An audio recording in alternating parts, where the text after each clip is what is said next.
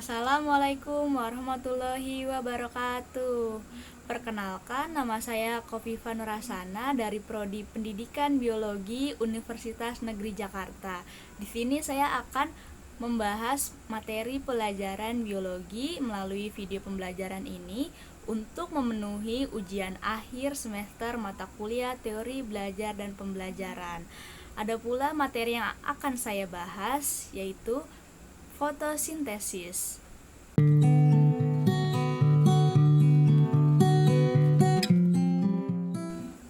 Sebelum saya membahas materi pembelajaran ini, saya ingin bertanya kepada teman-teman, apakah kalian mengetahui bagaimana caranya tumbuhan dapat memperoleh makanan?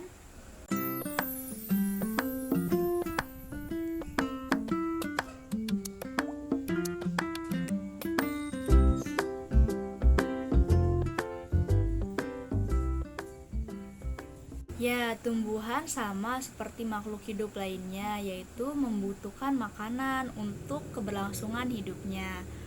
Tumbuhan memperoleh makanan melalui fotosintesis. Di sini saya ingin membahas materi fotosintesis. Jadi, teman-teman bisa simak baik-baik ya video pembelajaran yang akan saya bawakan ini. Fotosintesis berasal dari bahasa Yunani, yaitu foton yang artinya cahaya dan sintesis yang artinya penggabungan atau penyusunan.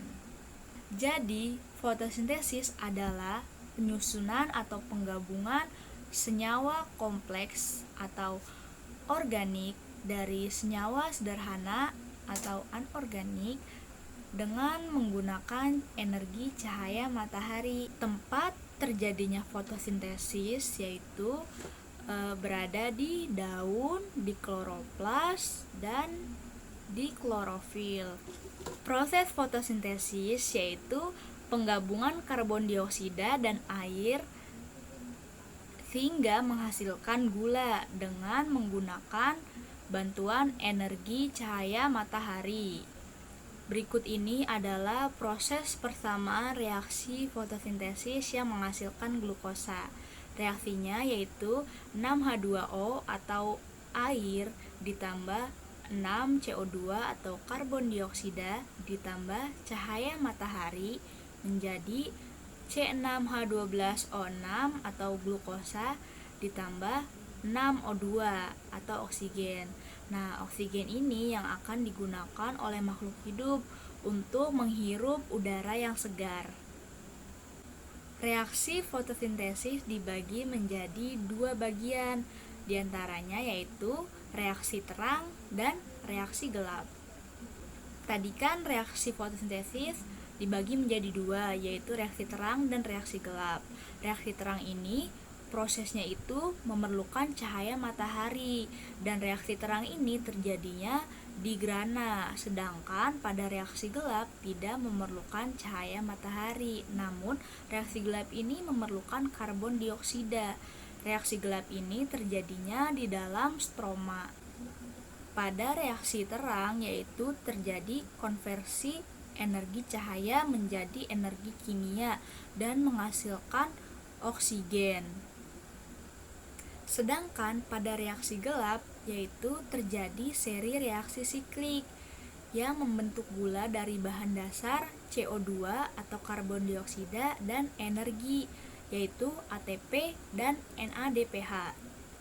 Energi yang digunakan pada reaksi gelap diperoleh dari reaksi terang. Pada reaksi gelap ini prosesnya tidak memerlukan energi cahaya matahari. Pada reaksi gelap, prosesnya yaitu mengubah senyawa yang mengandung atom karbon menjadi molekul gula. Jadi, kesimpulan dari reaksi pada fotosintesis ini yaitu terdiri dari dua reaksi, yaitu reaksi gelap dan reaksi terang. Reaksi terang yaitu reaksi yang membutuhkan cahaya matahari dan terjadinya di grana, sedangkan pada reaksi gelap tidak membutuhkan cahaya matahari yang terjadinya di dalam stroma.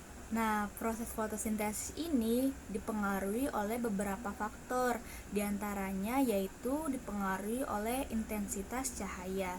Jika cahaya matahari sangat terik, maka laju fotosintesis tersebut akan berlangsung dengan cepat. Selanjutnya, proses fotosintesis juga dipengaruhi oleh konsentrasi karbon dioksida. Semakin banyak jumlah karbon dioksida yang berada di udara, maka makin banyak pula bahan yang dibutuhkan oleh tumbuhan untuk melangsungkan proses fotosintesisnya. Kemudian, proses fotosintesis dipengaruhi oleh suhu. Nah, proses fotosintesis ini dipengaruhi oleh enzim karena proses fotosintesis hanya dapat bekerja bila berada pada suhu yang optimal.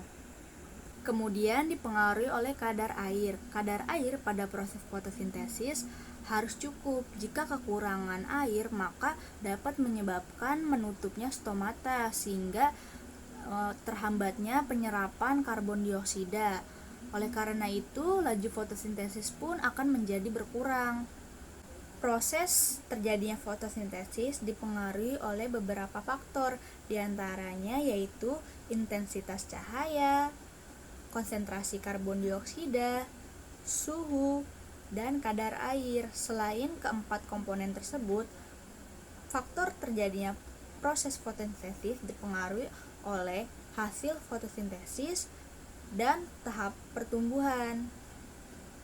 Nah, teman-teman, sudah selesai materi pembelajaran yang saya bahas.